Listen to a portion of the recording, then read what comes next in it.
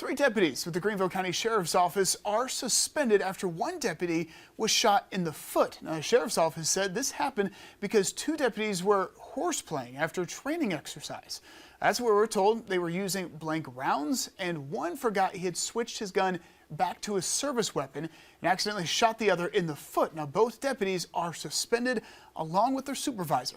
Sheriff Hobart Lewis released a statement saying in part, quote, "While I understand accidents occur, moments of carelessness will not be tolerated under my leadership, and I will ensure that the deputies involved will undergo extensive remedial training following their discipline so they can take the appropriate steps of returning to serving others in the manner that they are called to do."